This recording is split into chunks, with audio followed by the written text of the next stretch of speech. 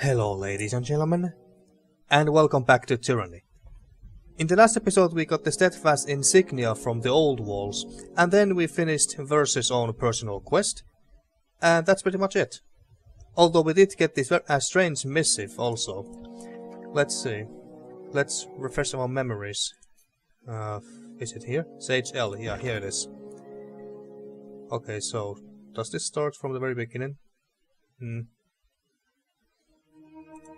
You unfurl the missive to see your reply from earlier. Okay. We should read it from the bottom here, I guess. Okay, so this is what the missive said.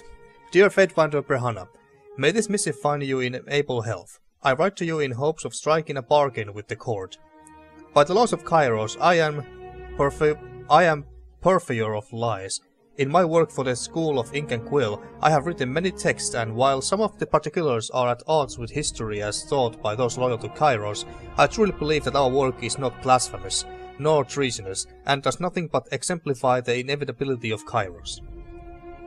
It is not my place to say what is and isn't worthy of censure. That duty, if I understand correctly, is yours. My offer is this. If you would preserve my texts, I would submit my neck to any sentence you deem worthy without protest.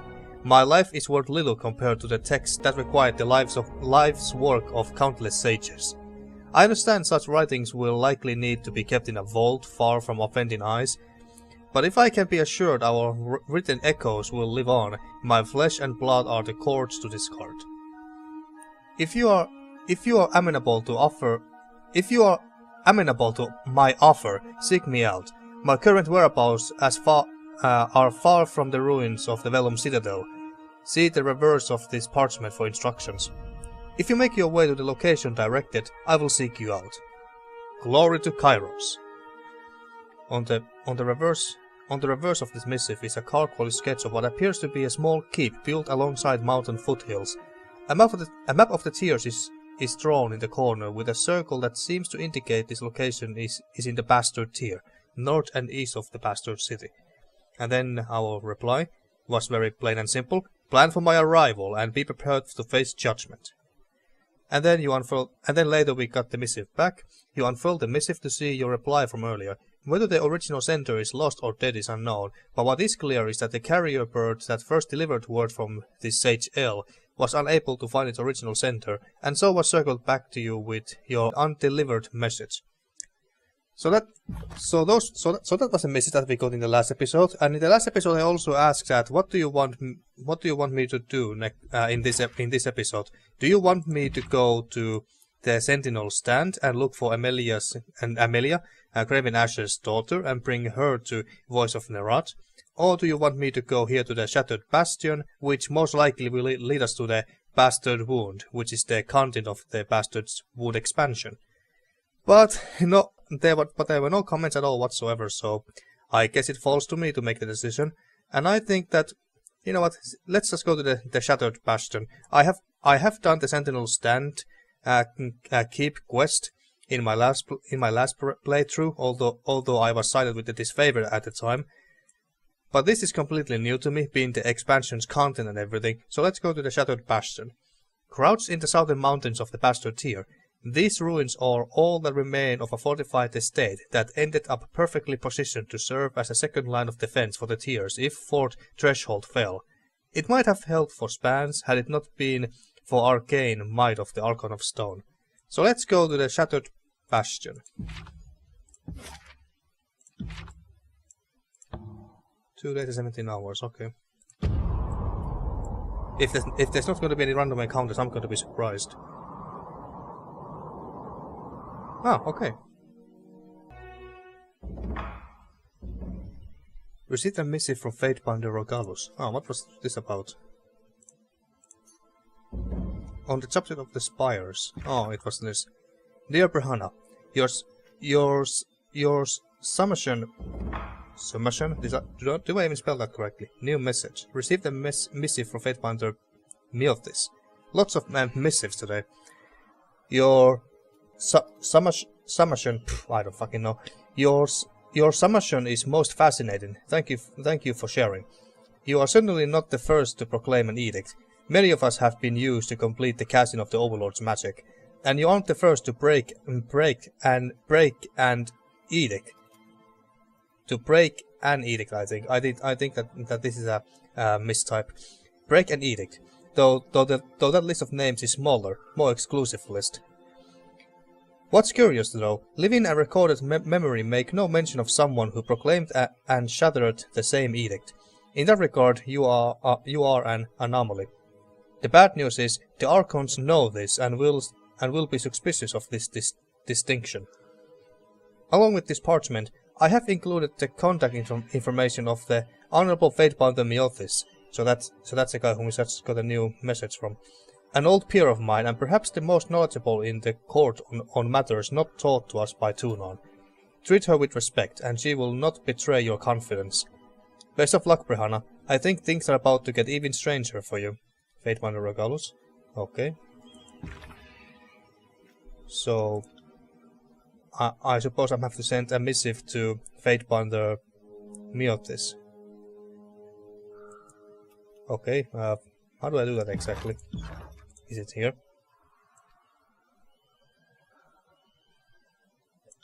There. Quill in hand, you loom over a blank sheet of parchment. You have Binder Miothis' contact information in hand and contemplate your opening words. Contact information, that sounds so weird. That sounds modern. Like, it sounds like you have her phone number or something, or email. Polite introduction. Dear Fatebounder Miothis, I write to you at the urging of my peer and tutor, Fatebounder Rogalus. He has found himself bereft of answers, a rare condition for him, and suggests you may be the only source of the answers I seek. If you will pardon the imposition, it would mean a great deal to learn what you know of Kairos' edicts and the magic of the spires. The mountain spire of the Tears has awoken to my presence, an event that occurred moments after I resolved an edict of Kairos, so it's critical that I learn just what has happened to me and what it all means. I thank you in advance for your consideration and wisdom, Fatebounder Brihanna. Or we could be more brash about it. Fatebounder Miothis. My name is Brihanna, and I recently resolved Kairos' edict of execution and claimed the mountain spire of the Tears. I am now the master of vengeance, well, and a question mark to many, as it seems awakened the spire has shocked everyone. Rogalus said you were wise and knowledgeable in matters best not discussed in front of the Archons. I seem to have stumbled into ownership of the spire and feel I should learn all that I can about this monument that is now my own. If you will be forthcoming with your knowledge, I promise you will be rewarded when the time comes to show gratitude to be loyal. You will be rewarded when the time comes to show gratitude to be loyal. To the loyal, not to be loyal. To the loyal. Yeah, this is rather blunt. What about introduce yourself and send payment? Fatebounder Miothis, so we are basically bribing her, I guess. I am Fatebounder Brihanna, and I'm currently serving in the Tears. I recently broke an edict of Kairos, and in roughly the same breath awoke the latent energies in the mountain spire of the Tears. When I told my old mentor Rogalus of these events, he insisted I contact you, hinting that your wisdom exceeds his own. If that is true, I would be a fool not to heed the advice of someone more worldly than even Rogalus. But I know knowledge is power, and power isn't free. I have enclosed a hand of rings as tuition and tribute, a paltry offering for a respected teacher, but it is a sizable sum to me.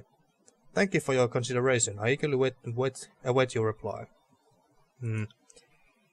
I think that brash introduction is more like us. Yeah, let's do that. Let's send the more brash response. Or missive, rather, not a response. There we go. Now, let's see, what do we have here? Oh, I actually thought.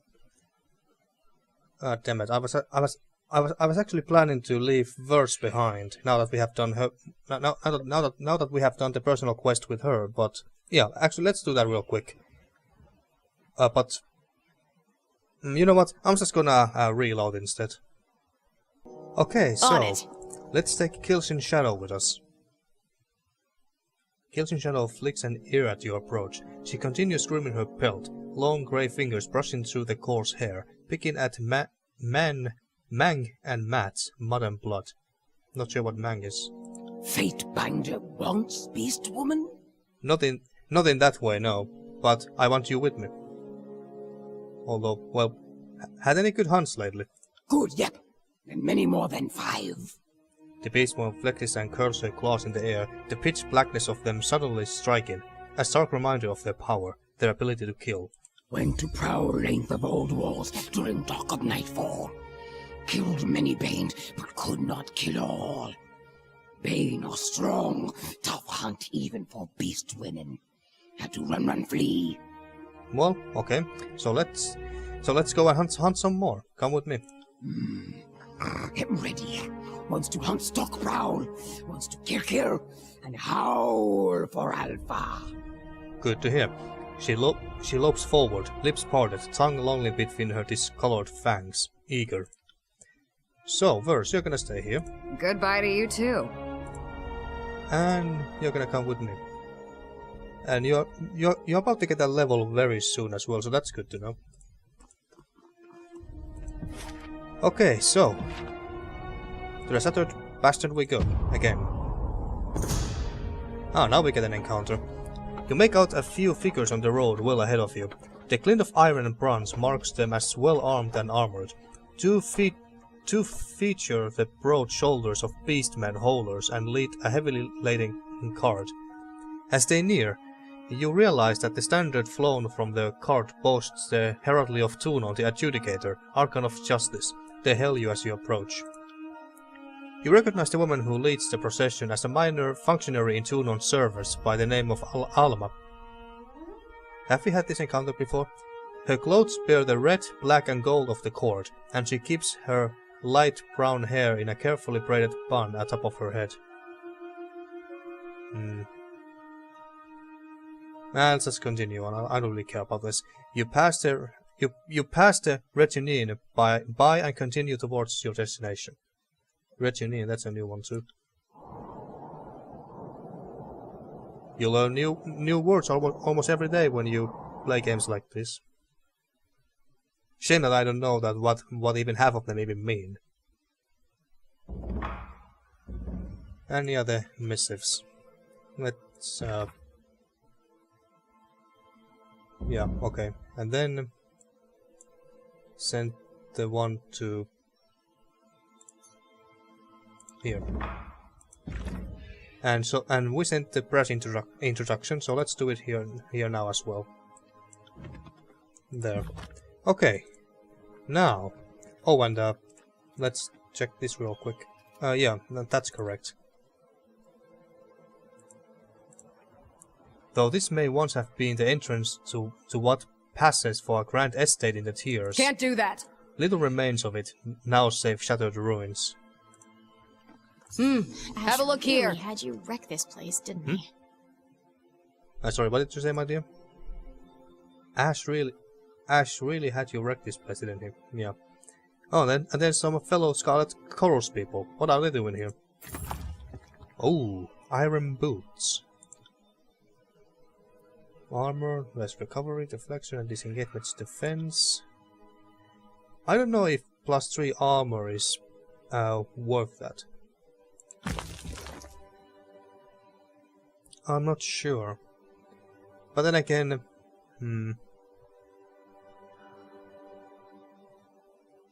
maybe it is. We can always switch back if we come to the conclusion that no, these suck. Hi. Alright, so what are you doing here? Warbler.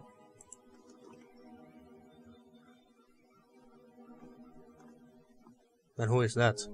Their gang leader.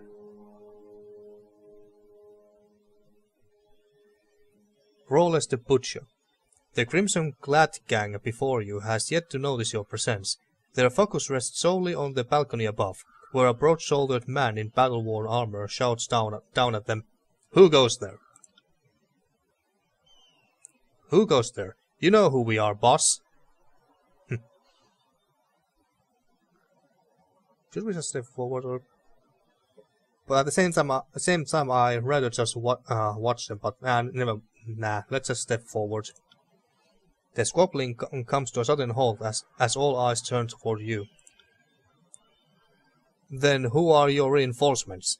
Rolls points a finger at you. Or did you let the enemy shadow you back home? Either way, wrong move. Don't you recognize who I am? Huh? He looks back at you, eyes widening. Where did you come from? It's the Fatebinder of Tunon, idiot. Ah, so you do know who I am. You know, the master of the Mountain Spire. His attention focuses entirely on you. Though now I'm curious, if Farblow didn't come crying to you, what brings you way out here? I'm in search of this keep. I seem to have found it. Fatebinding? Silently. The voice of Nerat's curious as to where his gangs got off to. I don't really care whether the voice of Nerat is worried about that or not. And besides, I don't think that he has ever mentioned that his gangs have been gone missing lately. I was busy watching you mismanage your gang. Please continue. Well, I don't want to piss him off for no reason. I mean, he hasn't been a dick to us yet. I'm in search of this keep. I seem to have found it. Didn't see it with my own eyes, but the word is, Cairn ruined this place back during the war. Since nobody's claiming these ruins, me and the gang are the current lords of the manor, as it were. Well, what a great manor you have, and in case you forgot or don't know who Cairn is, as tall as the hills, Cairn is the Archon of Stone, master of earth and soil, destroyer of mountains and cities. Cairn is the reluctant leader of the Earthshaker Guild. Or was, because he's dead as far as I know, though he is less their teacher and more their object of study. The massive Archon is sworn to Graven Ashe and provides arcane support to the disfavored war effort. It doesn't say in here that Cairn is dead, but I'm quite sure that we killed Cairn. Or was it us? We did go to Asura, which is now called the Stone Sea, and Cairn kind of became rebellious there, and we had to deal with him. So yeah, he should be dead. Anyway, look, I'm more than happy to help you with whatever task the Archon's got you doing, but first I need your help dealing with the idiots down there. He points from the balcony at Warbler and his gang. A legend like you won't even break a sweat calling them. Are you fucking kidding me? I have broken no law, just done what my boss told me. Stop it. The only meaningful law in the chorus is not suffering the weak, and you are weak. The Fatebinder here is just gonna think they're hurt a bit. He meets your eye, ain't you? Attack Warbler. Prepare yourselves. Work this among yourselves. Yeah. Shouldn't Rolls be the one do the killing and everything, being the leader? Why should we do it for you? Work this among yourselves. If you're not going to help, at least stay out of our way. Run along, Fatebinder. Well, yeah, I'm gonna do just that. Deal with the Scarlet Chorus at the Shattered Bastion. Okay. No way he'll let us up now. Too many people sharpening their knives for his throat. He said he wanted an army, but he's keeping us out. What's the sense in that? Well, that is very weird indeed. Let's see, is this a... Oh. How big of a place this is? Well, it's quite sizable. Oh, there's some loot there. So let's pick that up, and then let's have a word with Warbler. So we can't use these stairs to go up.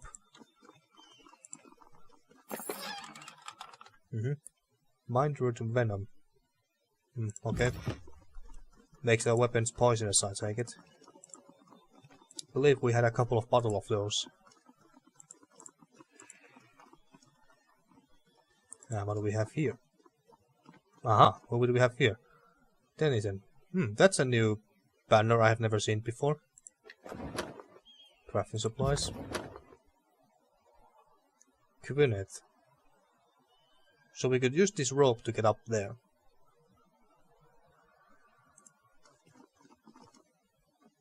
Okay, so who are you people? A group of unkempt filthy commoners huddle among a motley of barrels and boxes. The heavy stenches of sweat, stale food and grass cling to the still air. The presumptive leader of the group stands as you enter and moves towards you, a weapon in hand. Just a simple peasant. How hard enemies could this be? So, what is that? Bastard to wound. Okay, so that's their banner. The approaching woman's olive cheeks seem drawn and swallow. Dark circles shadow eyes that survey you before searching over your shoulder. Seemingly reassured by her brief inspection, she lowers her weapon slightly so that it's not pointed directly at your chest. Her muscles remain taut, however. Her stance that of a veteran soldier ready to respond at the first sign of aggression. You didn't bring the chorus in with you, and if you were disfavored you would have loudly bragged about your pedigree already. So that leaves me wondering just who are you? Brehana, Fatebind of Tunon, and you are?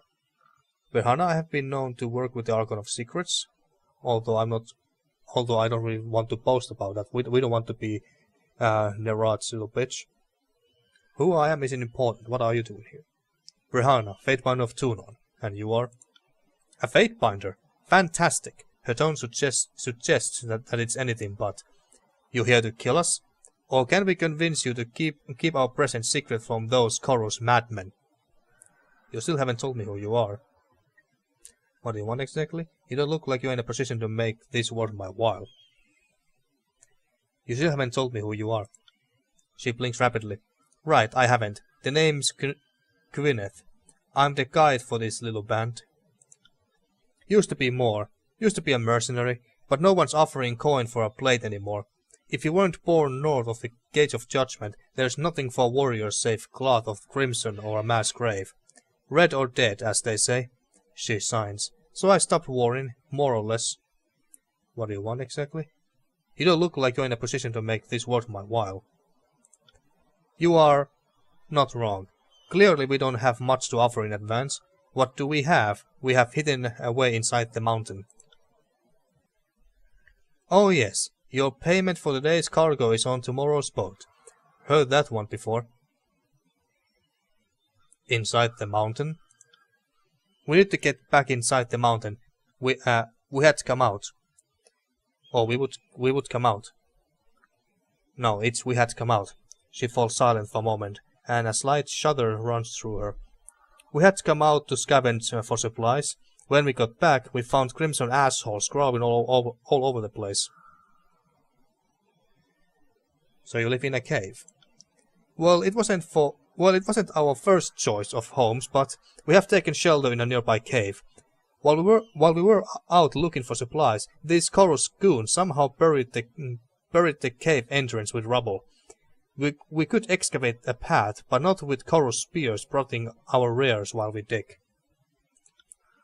Help us be rid of the scarlet shit stains, and we'll scrounge up some appropriate recompense. Will you help me with the Chorus? Leave, I'll see what I can do. Attack, I've heard enough. Your crimes demand your execution, although they haven't really done anything as far as we know. I'm not in the habit of aiding refugees squatting in the old ruins. We are not really. We wouldn't be squatting here if... She shudders. I understand, good Fatebinder. Should you have a change of heart, I'll be here. Maybe we have, maybe we won't. Yes. Sorry, I can't. Sorry, I can't. Just exploring a bit more in case there's... Yes, there is. Some grain or whatever. At Denizen. Okay, we can leave here. But... Okay, so, before we deal with these... before we deal with Gwyneth... That's a difficult name to pronounce. But before we deal with Gwyneth and her companions, let's see what's going on here exactly. So, Warplu. Resting his hand near his blade, Warplu offers a wary smile. So, I don't suppose you could not kill me? Well, that depends. Fatebinder, you're back. Rolls beams down at you. I hope you're going to show these pups what real blade work looks like.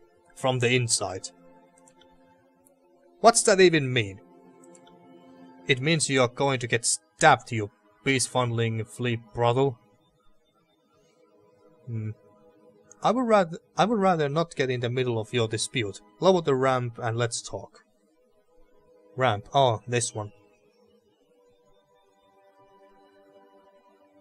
Yeah, I don't really feel like killing these people. I have no reason to. And let them follow you up? No way. Lower the ramp, or when I get up there I'm going to show you your own intestines. I'm up here and you are down there. I have heard a lot of stories about you, Fatebinder, but the ability to sprout wings and fly was not one of them. How do you think I got to the top of the spire?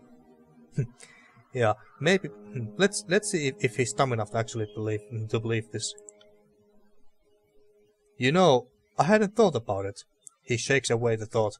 Come on, Fatebinder, kill the kid and give us a show. Well, you are not giving me much of a choice here, no? And besides, would these pieces of rubble really stop us from getting up there? Can't we just climb over them? Well, that's just game logic for you.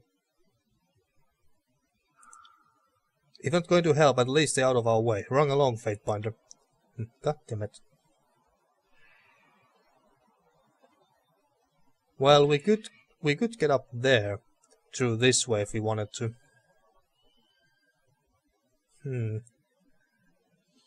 But then again, I don't want to get rid of these Scarlet Chorus people because they are my allies.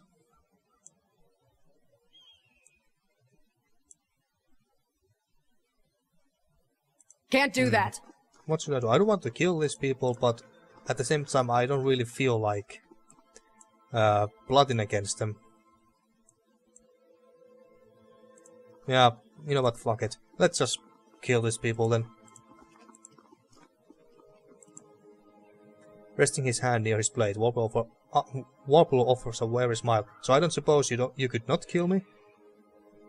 Yeah, it's the same thing. Okay, let's just attack these people and kill them. If they are weak, then they don't serve much of a purpose anyway. And I rather not plot against all of the Scarlet Chorus here, by siding with the bastards wound people over there. So let's just kill these people and have a talk with these guys here. So prepare yourselves. Let the blood flow, Fatebinder. He claps happily, and his compatriots cheer your title. So long, Warbler. We won't miss you in the slightest. What did I do? You're dead! Okay. So. Now let's have that. What did this do exactly? Arcane and raw damage, frightens nearby enemies, drains health from nearby enemies. Yeah, that sounds very fucking good actually. Yeah, let's do that as well. Although I don't think that in killing these guys it's gonna take very long. I mean, they are Scarlet Chorus, the lowest bunch. The lowest grunts that you can find. Okay, so yeah, weaken this. Actually, let's just attack the Bloodhound. I'm not exactly sure what Bloodhounds did exactly. Water that repels all nearby enemies, pushing them back a fair distance. I don't think that's necessary.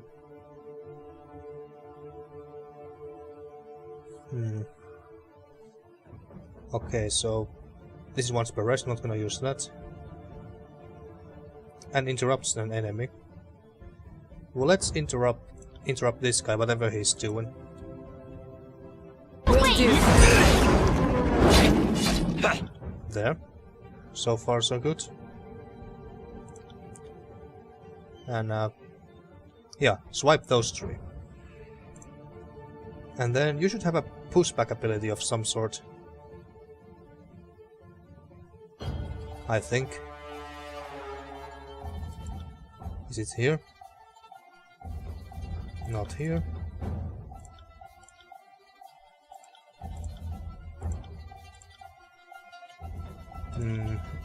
I was quite sure that we had a pushback ability of some sort, or was it Sirin who had it?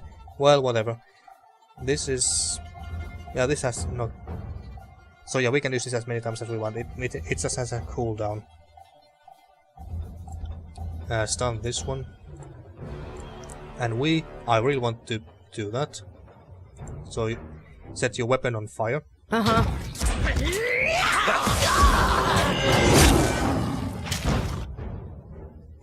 There. And if I had a cleave, that would be very nice. Well, I can have a cleave if I just pick the talent for it. But yeah, maybe I'll do that next time. Okay, so let's focus on this guy here. That ringing sound, it's not just in your ears. Holy shit! This is great. Now I really wish that I had cleave. Well, I kinda have in a way. Except that I don't have it equipped right now or anything. But imagine if I had cleave and I cleaved through like 3 enemies or so, and then burn them all, and they would suffer some burn damage over time, all 3 because of that. That would be so fucking kick-ass. Okay, anyway, so this one is about to die. Just a couple of auto attacks, and this guy, yeah, he's dead actually.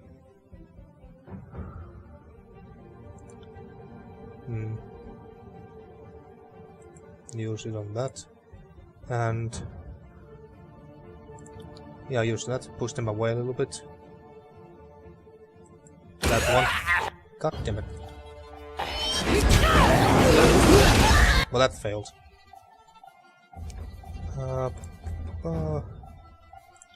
We don't have a healer, and I don't want to use potions or anything on these weaklings.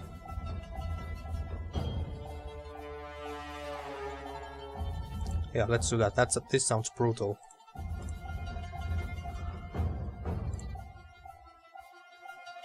This one is dead. Okay, good.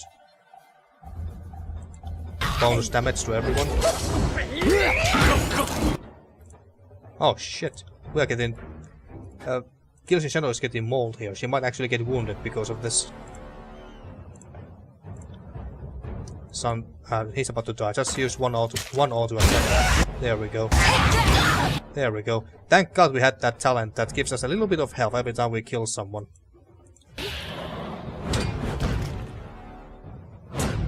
And he's scared shitless. There we go, and Kills in Shadow didn't even get wounded. Nice. An absolute thing of beauty. Show me a fool who says the law dogs are all bark, and I'll set them straight. He looks back to his men. Let's get this ramp down for our esteemed colleague of the court. With a screeching grind of metal on metal, the ramp pivots towards the lower floor. Okay. I doubt that these guys... Actually, they didn't drop any kind of loot at all. Never mind. He got something. Right. I'm actually surprised that Kills in Shadow didn't get wounded there.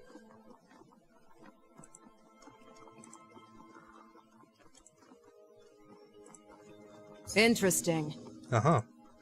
There's another rope there, leading somewhere up to the mountains. Hurax. That's disfavored. Maybe a crescent runner or something. The captive outbound's head rests between his knees, his figure motionless save for slow breathing. Okay. Frankly, Fatebinder, I had a bit of the nervous knees when you showed up, but you spilling Warblor's innards down shows me where you stand. I think you and I could establish quite a mutually beneficial relationship if you have got a mind for it. I'm listening. Attack, rolls the butcher. I think I'll somehow get by without you. I don't care about you, I'm looking for someone. Well, I'm listening for now. So a couple of years back, Cairn came through and toppled this place with half an effort. He split the ground, ruined this here manor, and even cracked open the mountains while he was at it. So we didn't give a lot of thought to the cave when we first came up here, because who gives a lot of thought to a hole in the ground, right? But 2 of Warblor's kids wanted to go poke around inside and never came out. We sent in another 2 after them, and we never saw them again either. Ah, so Warblers kids. Oh shit. They're gonna be so mad if I find them and I tell them that, yeah, I just killed your dad. Don't know if something's taken residence in the cave, or if Cairn unleashed something from the depths, but I can't exactly start building an army to shake the tears if I have got that shit at my back, can I? So we collapsed the entrance. An army to shake the tears. Yeah, this gang here is just a start. Now that we are fighting the disfavored, this war's getting interesting again, and I need to do my part to help the chorus succeed. He smiles. Besides, it is our rule that the strong lead and the weak follow. Given my strength, I would be insulting the Archon by not gathering the largest gang I can muster. Of course. What does the Voice of Nerat think of this? Well, whatever. Who cares what he thinks? Of course. The idea of something coming up to that cave to eat us while we sleep has gotten no more attractive with time. That's where you come in. Get that cave open and kill whatever's lurking in there, and you can come and go through this fort as you please. Set up camp here for all I care, and if it goes well enough, maybe we find other ways to help each other out. Well, that sounds very good, admittedly. I'll clear out the cave for you. How am I supposed to open a collapsed cave? What's to stop me from just killing you and taking this place for myself? Well, just look at this place. Would we really want a manor like this that's in ruins? I'll clear out the cave for you. Although I didn't notice the cave and how badly it was collapsed. And how? Yeah, let's just do it. Since you are assisting us, feel free to take a look around the place for anything that might help. Anything my crew isn't carrying or nailed down is fair game for you to swipe. Well, thanks.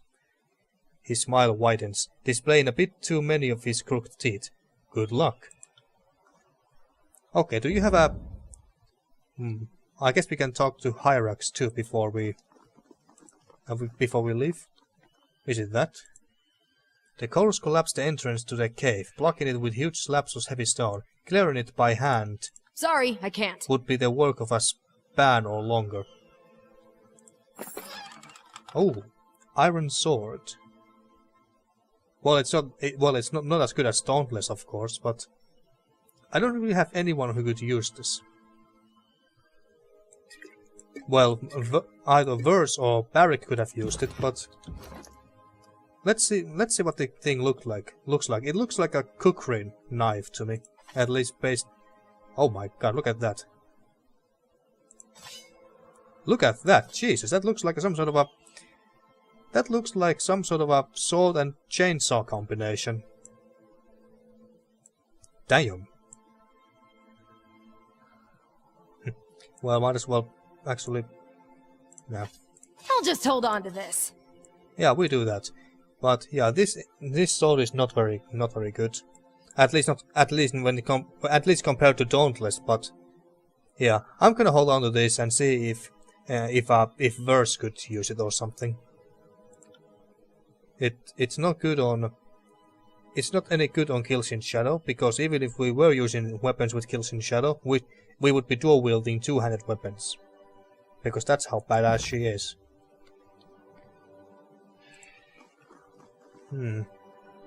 I could talk to these people, but they wanted me to dispose of the Scarlet Chorus people here, and that's not what I want to do. Potions, yeah, that's nice. There's some loot over there as well, but at least according to the map there is, but whatever. Alright. Rolls. How the hell am I supposed to get rid of all that rubble? Thanks for offering to help us with our cave problem. Make yourself at home while you are here. Yeah. For the glory of Kairos. Yeah. We could use this rope and climb up. Ah, okay. Can't do that. Well, let's do that actually. Because at first I was thinking that if we climb this rope we would go to an entire different location, but no, it just goes up here. So what do we have here? Lots of loot. Fuck yes. What do we have here? Nobleman's sandals. Okay. 1 disengagement defense bonus. Yeah, let's give this to Ep. Some grain and Can't do whetstone. that. Nothing great really. Well, we got these, so I guess that's something. You take that.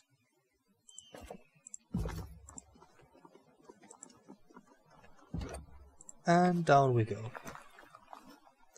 Now, how the hell are we supposed to get... Yeah, maybe I should have asked that question, that how the hell are we supposed to dig our way through that and remove the rubble. But, Hyrax, what's your story? The man bound before you wears disfavored violet crusted with patches of dried blood.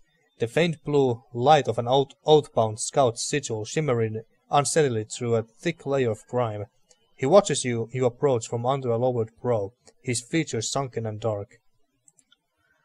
His right eye socket seems a bit darker than his left, as if he bears a near-healed bruise, and the sour scent of mingled sweat and urine wafts from him. Lovely. Couldn't you let this guy go and go to the toilet or something? Fatebinder, he rasps, then clears his throat. Apologies, haven't had occasion to say much today. You recognize me? Well, of course they recognize you. Why they would not? Why they would not? Should we just... Yeah, let's just clear silently. I'm called Hyrax, son of Hyperia, oath brother of Marek, currently attached to the 5th Boreal. No idea why you left that loud-mouthed Lord Rollis alive, though. He shifts against his bonds, wincing.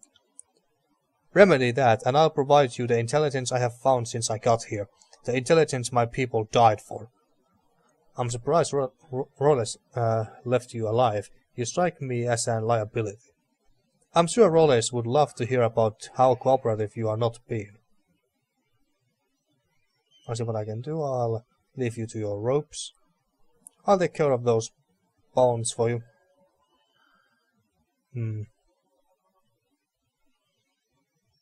Well, it's not really that surprising that Rollis left this guy alive. I mean, if he has the intelligence. I'm sure Rollis would love to hear about how cooperative you are not being. Do what you have to do. His smile is sour enough to curdle milk. They have had their share of fun with me already. I doubt they have got many new, degrading and painful ideas left in their tiny minds. I'm surprised Rose left you alive.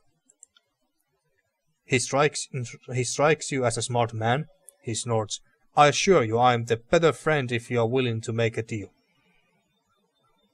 I'm not making the same mistake. What same mistake? I assure you I am the better friend if you are willing to make a deal. I just leave you to your ropes. Consider what I said. What's a few more scarlet lives on your conscience? Well, it's not about my conscience. It's about my allegiance.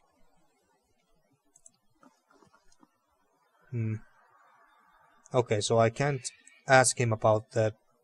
I can't ask him that. How the hell am I supposed to clear all this rubble? I really should have asked that when we had the chance, but yeah, I really should have. But whatever. What's done is done. So it looks like the only other people who could help me are these ones here. Well, just a quick check. There's no one else that I can talk to or anything, right? Nope. Not even merchants to sell my shit to.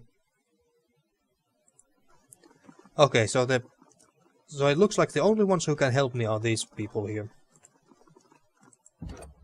Maybe I'm have to get a bit rough with them. What's here? Ah, okay, okay. Good thing that we came. Good thing that we came here to check this place out after all. Because when we were over there, I was thinking that well, the people down here must not have anything valuable or interesting. And boy, how wrong I was. Okay, so. Oh yeah, you can switch helmets. Okay, let's just put this into stash, and you can take that. Anyone else we can talk to? Don't mind me, I need to rest a minute. Okay, so, Quinnet, however you spell your name. There's no getting back into the mountain without scattering the chorus. I doubt it's getting done without bloodshed. Yeah, I think so too. Will you help me with the chorus? I'll see what I can do.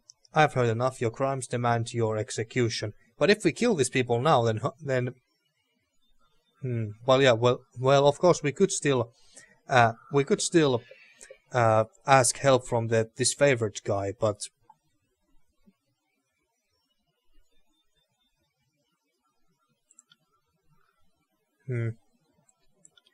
okay, folks, I'm gonna save here at this point, just in case, and see what different options we have. Okay, so. Let's have a chat with her. So, we could attack and kill all these people, and then they obviously cannot help us anymore. But so the only other option after these is the captured disfavored soldier. But what if I killed all these people? Would I ever be able to get to the Bastion's wound? Well, will you help me with the chorus? As much as I would love to make battle standards of some crimson scum, I've got too many wounded. Of course.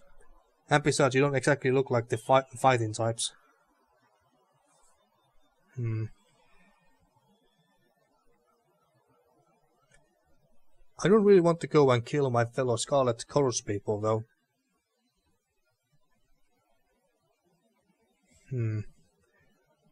Okay, well, we just saved, so let's attack and see what happens. I've heard enough. Your crimes demand your execution, even though we don't even know what their crimes are.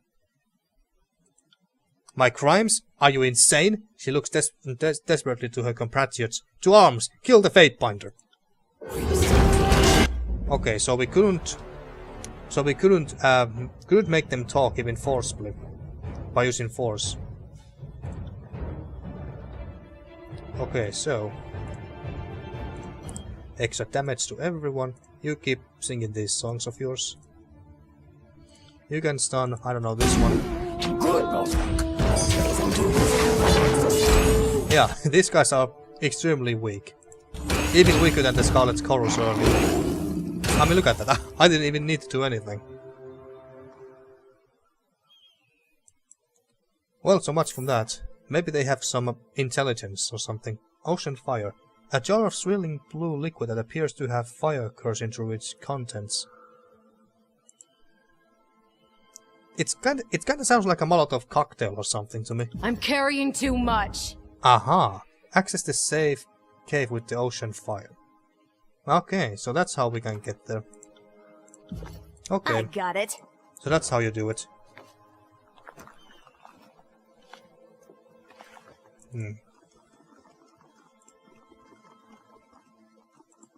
Shame that I had to kill those poor people, but yeah. Okay, so cave entrance. Use the ocean fire. Expose a jar of ocean fire to the air, starting its ignition process.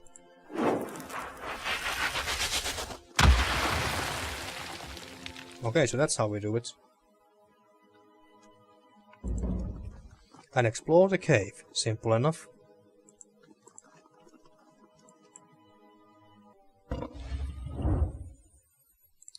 Did you hear that, Binder? Sounds like a humming. In the walls. Humming in the walls, huh? What are these? Glowing mushrooms. Luminescent mushrooms dot the cavern's floor, emitting a disquieting glow without providing much in the way of illumination. Ah, Beastman. This stone formation quietly hums as slowly... Why do I... You hear this too, right? Sirin lightly presses her palm into the stone. Okay. It feels like he left it for me. A message. I'm sorry, what? She tries to press an ear to the stone, succeeding only in knocking her headdress against it. He? He? Who? Cross your arms, say nothing. I wonder whom she is referring to. Who? Cairn, obviously. Ah, him. You think this magic rock just made itself? Mop. Maybe. I don't know. I don't know anything about magic. Or my character doesn't. A message? There's some meaning in the music, I think. She shakes her head. I don't understand it. Maybe there's more deeper in. Let's go. Okay, well that was interesting. Sirin pulls a crystal from the formation and slips it among her belongings. It slides free without effort. Okay, so, before we were rudely interrupted, the stone formation quietly hums a slowly modulated melody. Its tune reminds you of the Archon song. Now who are these beastmen? I don't recognize that. I recognize that banner. We're gonna take your stuff though. Oh, a hunting bow. But I doubt that it's any better than what Verse is having. And no one else uses bows. So, Hillstrider. The shadows shift before you in hulking mass of darkness. As they step closer, the pale luminescence of the cave fungi highlights blunt, bony features. Lips curl back over yellow fangs and violet gums, and sinewy muscles tighten as the beast's clawed fingers spread open. Okay, I have never seen a ginger beast woman before in this game. Another human. The largest of the figures steps forward, revealing herself as a heavily muscled beast woman, covered in rust-colored fur. Her yellow gaze narrows intensely upon you, nostrils flaring to drink in your scent. Does new human offer man-flesh to Hillstrider's pack? Crying leather-clads offer no more bone than meat. Made short meals for beast woman. Leather-clads, I assume that she's referring to the Scarlet Chorus people. Oh yeah, the ones the butcher sent in here. West River Alpha, but reeks of seed salt. Hills in Shadows sniffs at the gathering of beasts. These whelps reek of the old walls. Can Fatebinder not smell it on fur? Well, I rather not go and smell their fur. Clear the way, I have no time for this. Or hunt. If only Bastard's Wound. If only the Bastard's Wound expansion had also was also a thing back when I played this game for the first time, and my character was a hunter, and then we would have had this option open as well. But what can you do? So, you ate the people who came before. I opened your cave for you. It seems to me that some gratitude is in order. So you ate the people who came here. Beastwoman waste no meat, not even human meat. She scratches her belly with a satisfied grin. I have no quarrel with you, Beastwoman. I'll simply be on my way. Come on, show me your strength. I opened your cave for you. It seems to me that some gratitude is in order. Or just clear the way. I have no time for this crap. Damn. The Beastwoman rears up to her full height, and her wrathful bellow rattles your bones. With wet, hateful snarls, her pack leaps to her defense. Well, I didn't mean to attack them, but... Okay. Okay, so... Let's help out... Kills in Shadow. Stun their leader. And... yeah, you just keep singing.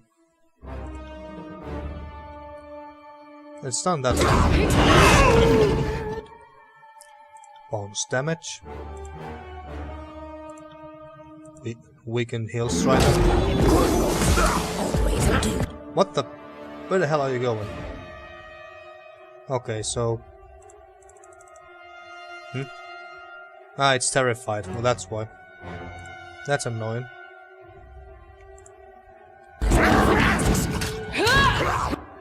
Well, Kills in Shadow is in deep shit now.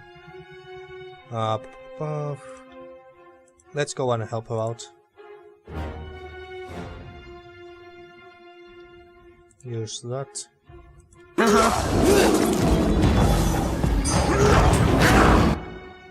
Yeah, I think you need to drink a potion at this point. Mother's Embrace. Oh, that one.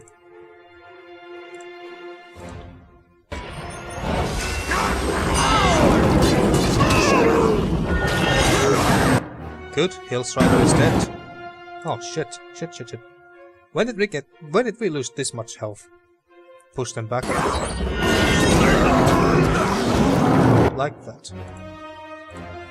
Life Leech and stun. Will do. Come on. There we go. They didn't drop anything. Well, they are beastmen, so... Okay, where does this lead?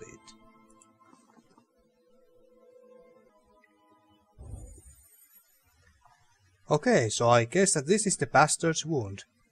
Wow, there's lots of loot here. Some denizens. Nest ahead, but no scent of scourge beasts. Smells of beast woman. And frightened humans.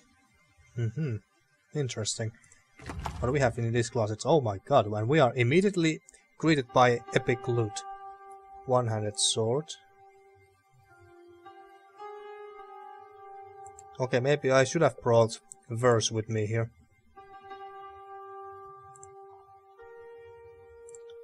Okay, so let's check out what that sword looks like anyway.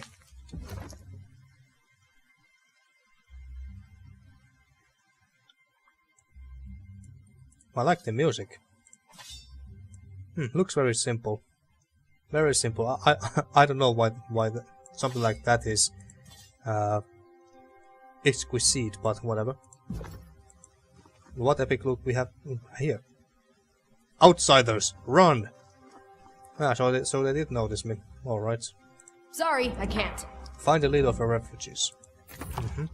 Some fur. The Fate Binder. How did you? I mean, welcome.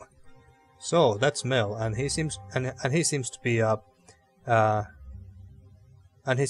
seems to be a sage. Yeah, those sage. So Mel, what's your deal? Fate Binder, good day to you. The young man greets you with a smile as distant shouts reverberate throughout the area, steadily growing in volume. As you might have observed, your presence comes as a bit of a surprise. It's an unexpected pleasure, to receive an esteemed servant of the court. He bows stiffly, revealing a row of multi-shaped quills along his back. Welcome, welcome. I'm Scribe Mel of the Vellum Citadel, though the title means little here. I am simply Mel. You'll forgive me, we haven't been expecting company, so, He taps a long quill against his thigh. Its feather plume fluttering nervously in return, as figures in the distance move in rushed motions and speak in hushed panic. What is this place? What's all the commotion about? So, what is this place? I struggle with the definition myself, truthfully. We call this place the Bastard's Wound, or just the Wound for short. It's a refuge of sorts, a haven for folks displaced by war and poor decision-making. Everyone that's here discovered this place by chance, but remains by choice. The decor is unorthodox, to be sure, but it does come with the benefit of extreme seclusion. Not that we object to the court's presence or that of the Archons, we simply thought it best to unburden you all of the weight of governance. I know you have better things to do than check up on us. We are fine, really. Everything is fine. You look past the scribe, taking note of the details in this cavernous area. Giant stone walls flank the space and ascend to an open sky, seemingly short apart from another. Thunderous waterfalls cascade down, nearly ringing the stone-tiled islands that comprise the settlement. Though covered by damp moss and man-made tents, the stone architecture here is unmistakably of the old walls. Yeah, I noticed that too, so we must be inside some sort of old walls. Why are you all here? Entry into the old walls is forbidden. Or, well, what's the commotion about? Well, I think we all know what it's about. They are freaked out that a Fatebinder is here. So why are you all here? Entry into the old walls is forbidden. Ah, of course. I can see why things might appear that way. He stammers, running his hands clumsily over the scrolls along his bandolier. He snatches one from its loop and taps at it nervously. If you look at this drawing of the area, we are, by way of several phantoms, below the old walls you see rising up. So who's to say if we are in the walls or really just underground? Well, if you look at this architecture here, it doesn't look like we are just underground. I mean, other than a Fatebinder, of course, I merely mean to suggest that there is some potential ambiguity as to whether we are really done anything wrong. Examine the parchment, close silently. The permissibility of the settlement depends upon its contribute to the court and its officers. Settlement in the old walls is illegal by Karos' law. Everyone must leave. I'm not here to condemn the settlement, yet. Examine the parchment. Sketch upon the crumpled parchment is a cross-section of what appears to be the old walls running through the mountainous region of the Bastard Tier. If this map is accurate, these old walls run almost entirely under the mountains. The upper reaches of these old walls are just a few stories above the valley floor.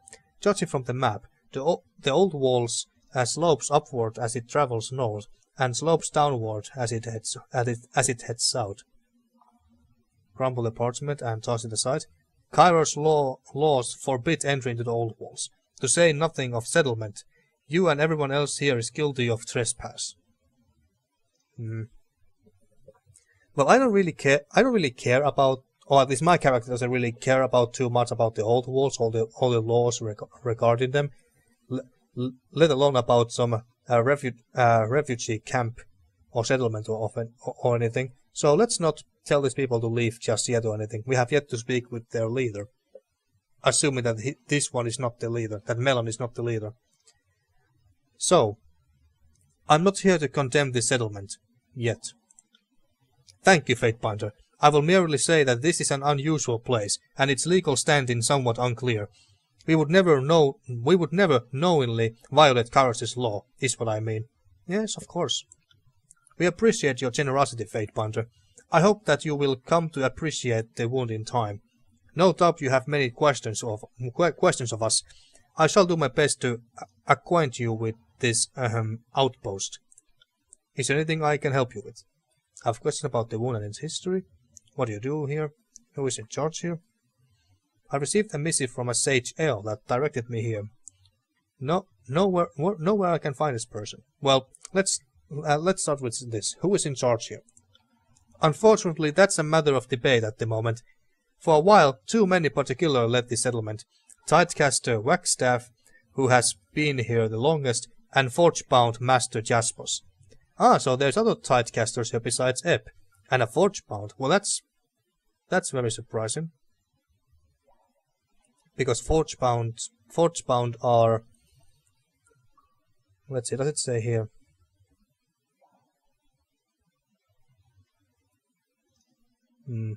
Are they so master of fire working in the known world, using spells of fire resistance to wade into the forge fires? The Forgebound can work iron at temperatures no other forge can match, and with hands-on touch that no mundane smith could hope to achieve.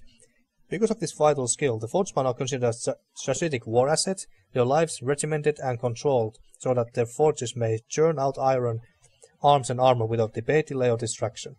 So, if I remember correctly, Tunon is responsible for the Forgebounds. Oh yeah, it says here. The Forgebound are magic smiths sworn to Karos' service, though their operations in the tiers are overseen by Tunon and his court of Fatebinders. So it's a bit strange that there's a fort bound here, and I'm quite sure that Tuna does not know about this place at all. So they made it possible to survive here, but rarely see things eye to eye. Were the conditions here not so fragile, I'm certain they would have come to blows ages ago.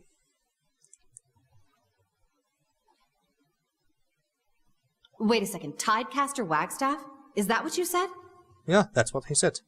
I was wondering if you would recognize the name. Yes, The sage pauses to give Ebb a head to look and nods with a knowing smile. I believe Wagstaff will be most amused to see another Tidecaster. He's been here as long as any.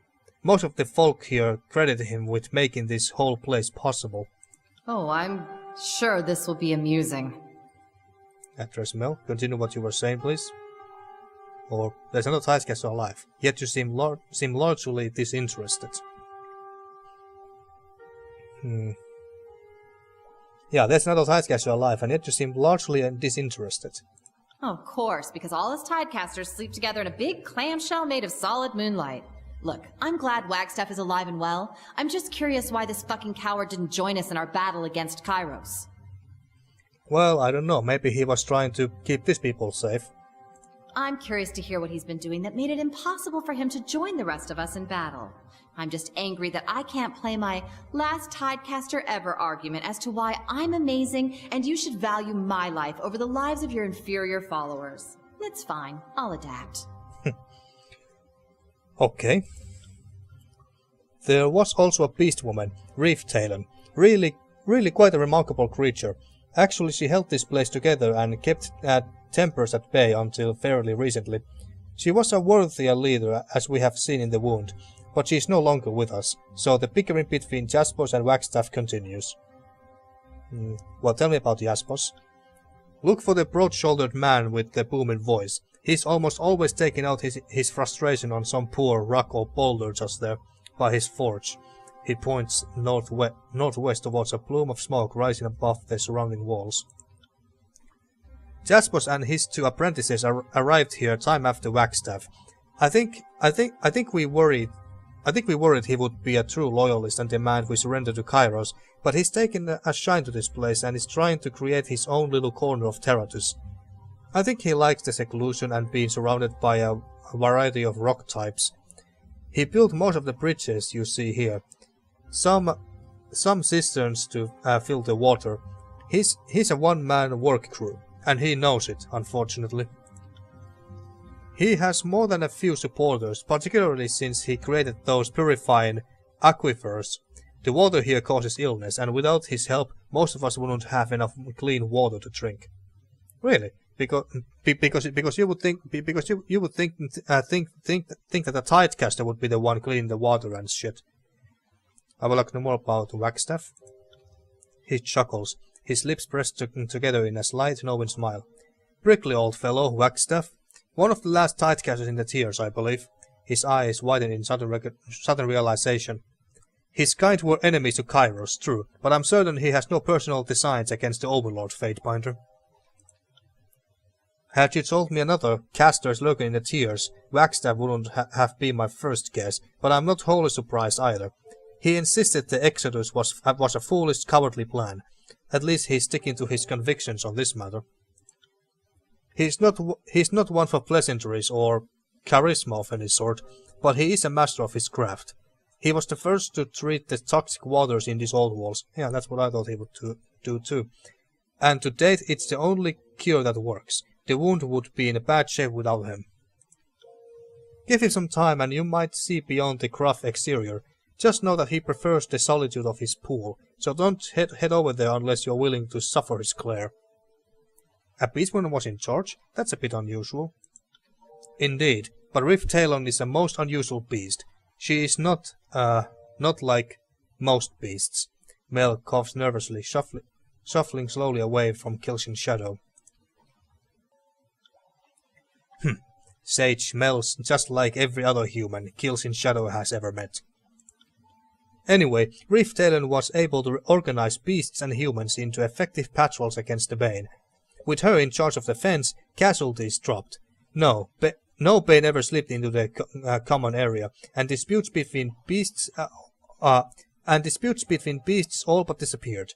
At a certain point, it seemed foolish not to have her in charge. We have had a few beastmen wander into our refuge, and I don't know how or why, but life here changes them. I don't know if it's the bane or something in the water, something about the magics of this place.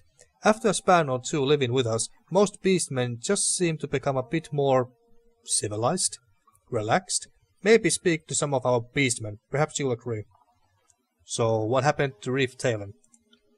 Reef Talon was our bulwark against not only the bane, but death itself. She had a mystic gift, or so we thought. Her touch brought everyone, the wounded, the sick, the dying, back from the edge. But it changed them. The curse wasn't noticeable at first, but seemingly without fail, those healed would slowly but surely stop sleeping. A minor malady at first, but a cumulative one. As days and weeks go on, they lose themselves. Depression, malice, paranoia, unending unto itself. My master Lixim was treated by Reef Talon, and in her case, she lost her ability to work magic. Between this and some disputes about whether it's proper for beastwoman to lead humans resulted in a Reef Talon leaving the wound, disappearing into the depths of the old walls. Many of the sleepless followed. The sleepless that left haven't returned, so it's hard to be optimistic about any of this. That's unusual. Power? Can't say I have ever heard of a beastman, mystic that does such things. And have any of the sleepless recovered? He pauses in thought, nervously rolling a quill between his fingers. None have recovered, unfortunately. The end result appears to be inevitable. Still, I can't help but wonder if Reef Talon could have corrected this. It's a shame. You should know, Fatebinder, that there are a small number of people that have been treated by Reef Talon, but haven't fully lost their grip on things. Jasper's apprentice, Aisley, for one. It is, though, just a matter of time until the worst sets in. Well, let's speak of other matters. Is there anything I can help you with? So, I received a message from Sage L. That directed me here. Know where I can find this person? Sage L. That could only mean Lixim contacted you? If I may, in regards to what? Answer my questions. I go silently, show him the missive.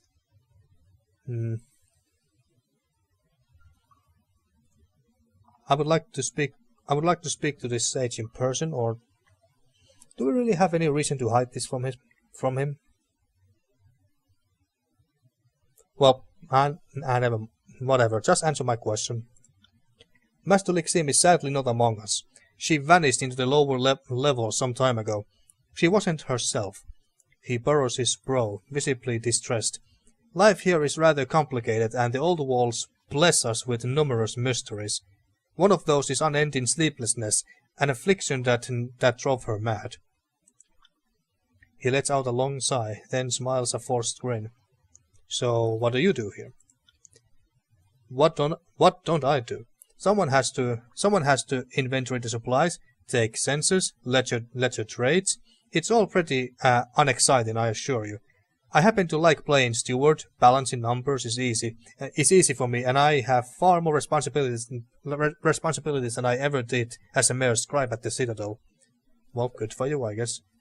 Aren't you a bit young for Sage? And where's your master? Well, I think he just told us that. What do you do as the town steward? It's not anything fascinating, really. I just help with all sorts of practical affairs that help keep the wound running. Tracking inventory, coordinating supply runs, determining our resource defiances, logging births and deaths, organizing events, that sort of busy work. It's not intellectually demanding work, but I'm happy to do it. Aren't you a bit young for Sage? If I were a tenured sage, that may well be true, but I'm just an apprentice. Many in the guild scribed for decades before attaining rank. As the school is no more, I suppose I'll never officially be counted among the sages, but I am making my contributions to knowledge in my own ways. My master thinks similarly, though I think the loss of the school means more to her. I had a few years to know the other sages, she had a few decades. Well, might as well ask this, where's your master? Master Lixim is sadly not among us, she vanished into the lower depths. Ah, okay, he's just saying the same thing. So, I have questions about the wound and its history. Yeah. The analysis and creation of historical documents was one of my chief areas of focus at the Citadel, and I have had enough time to acquaint myself with the particulars of this place, so I suppose I'm the person to ask. What would you like to know? How did everyone get here? How do you know about this place? How do you survive in this place? What do you eat? Well, might as well just ask all of these one by one. So how did everyone get here? This place was discovered 3 years ago by braver and more adventurous souls than Master Lexim and I. We are relative newcomers, going on about a year at this point. When Cairn smashed Rostrum, Voros's manor, his supporters fled into the cracked mountainside and discovered this place. At the time, life here with the Bane sounded better than life at war with the Archons. From here the settlement grew in spurts. We are far off the beaten path, so visitors are rare, but the few we have gotten have often made this place home. Not every encounter with the outsider has been positive. When some disfavored found us, things got ugly fast, but the bloodshed was limited and the survivors joined us in the end, if a bit reluctantly even. There we go. What do you know about this place? Remarkable place, is it not? He stretches his arms apart, looking around for emphasis. We have no idea how old this corner of the old walls happens to be, but the tunnel leading into it came into being a few years ago.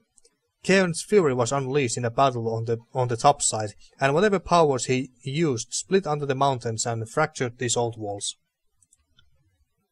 He points upward, past the crashing waterfalls and towards the exposed sky. The divided walls flare outward. A giant maw stretched towards the firmament. Cracked the whole damn old walls in half, and now sunlight and water are here for the first time since... ever? Makes me wonder if there are other old walls like this that are hidden from view to those of us just walking the surface. So how do you survive in this place? What do you eat?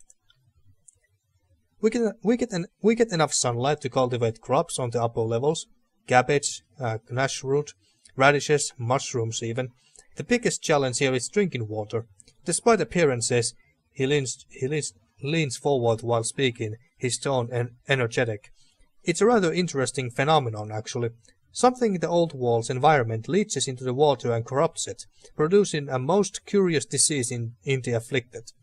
There's no fever or chills, bleeding, vomiting, or what have you, but you will waste away over time as if one were starving. Tidecaster Wagstaff devised a method to magically treat the water, rendering it safe to consume and with curative properties for those already sick. This solution is a bit slow at making large amounts, but fortunately Jaspos constructed some stone aquifers. Water poured into these aquifers will drain a few hours later and emerge purified. Between their contributions, we are able to make the wound a proper home, so long as the two keep their squabbling to a minimum. So do the Bane not threaten you then? He nods, absent-mindedly, rubbing the dried ink between his fingers. Yes, of course, but we have a system for that. You have met our greeting party in the caves, I take it? Yeah, and we kinda killed them. Incidentally, what happened to... He shakes his head, dismissing the thought. It doesn't matter. The point is that we have a contingent of beastmen with us, and they have adapted exceedingly well to the old walls, and show little fear of the abominations. Okay, now I feel kinda bad for killing that ginger beast woman and her pack there earlier. But let's not mention that. They have been perfectly eager to dig their claws into any that come our way. It's surprising that even works, by the way, but who am I to argue? At any rate, they keep the entry points to their wound clear, and seem content to keep doing so. In fact, I dare say some of them have come to love hunting the Bane, or just have a death wish, and that's why they volunteer for patrol day after day. So, what do Wagstaff and Jaspos argue about? Few things that matter. I do not mean to belittle those men, but I often feel like they both demand exaltation and, more importantly, want whatever adoration someone else is getting. He clears his throat, turning red with a smile. Through their magic, they make life possible here, and we all look up to them. I think they both feel a genuine sense of duty to protect us all. Too bad they don't get along despite this shared goal. Talk to them directly and you'll see what I mean. Keep in mind, things weren't always like this. The Beastwoman Reeftalon had a way of keeping things civil, but since her disappearance, old grievances have re-emerged. Okay, that's very interesting. Is there anything else I can help you with? Not at the moment, no. So farewell. Very well, Fatebinder. If you haven't done so yet, please speak with Jaspos or Wagstaff. The wound doesn't speak with a single voice, but these two come the closest to a such thing. Okay. And there's a door here. Something tells me that... Is this locked? You must... Oh, okay, it wasn't locked. It just didn't look like something that I can open. New quest. Truth and Reconciliation. Bring Lantry to... Aha, we have to bring Lantry here. Okay, but what do we have here? Can't talk to these people. I can steal their stuff though. Just a random house, I guess. Looks rather nice. This house looks actually better than the ones I've ever seen outside.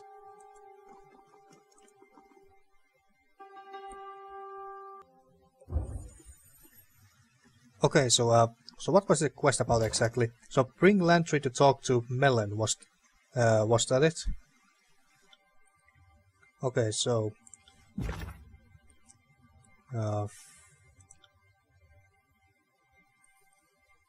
Truth and Reconciliation. Chronicles of the School of Ink and Quill have been hidden deep within the bastard's wound old walls. Help Lantry find and reassemble them. Okay, so this is Lantry's own personal quest. So Lantry may want to speak to Mel about his master Lexine. Bring him to Bastard's Wound to talk to Mel. Well, we can do that later. But I should actually end this episode here very soon. Merchant Pelagia. Just what I wanted to run into. Reaver. That's a pretty cool looking armor for refugee. Loot. I'm carrying too much. Beasts and humans have tamed corridors as nest. Impressive. Okay, so Pelagia and she seems to be a forge-bound, or at least a Fatebinder. Gracious, did you come for? You'll want to speak to Master Jaspos. He's northeast of here in the forge. Northeast. At the forge, so somewhere around here. Yeah, I guess he's around here somewhere. Okay, so that's where we have to go in the next episode. And what about you? Is anyone gonna sell me anything here? Rostrum Lenk. A weary-looking man observes you through dark sunken eyes, nodding faintly as you approach. You one of the sleepless? Fatebinder. Greeting to you. Though unkempt and draped in disheveled rags, he bows deeply in the style of Northern Tiersman nobility. You observe that his right arm is emaciated and frail, seemingly rooted in place. Rostrum Lenk, son of the late Rostrum Volus. Wait, wasn't Rostrum Volus the nobility whose manor was destroyed right outside? I saw you in the bastard city shortly after Tunon's arrival. We have come a long way from then, haven't we? He chuckles mirthlessly at the memory. You'll want to speak to Wagstaff or Jaspos before you go to Settled Inn. The former's down by the falls, the latter in his forge up the north of the wall. Of the hall, even. Oh shit, so you're not gonna sell me anything? Juggernaut. Oh, yeah, that's a card. Merchant Elegy. I guess that banner is that is a Tidecaster banner of some sort. A Fatebinder, fantastic. You should probably speak to Wagstaff in the chamber overlooking to the south. Okie dokie. And then just some Horde. It doesn't say that what banner that is. I guess it's Wagstaff's own banner. Wait, there's some Scarlet Chorus people here. I guess these people are.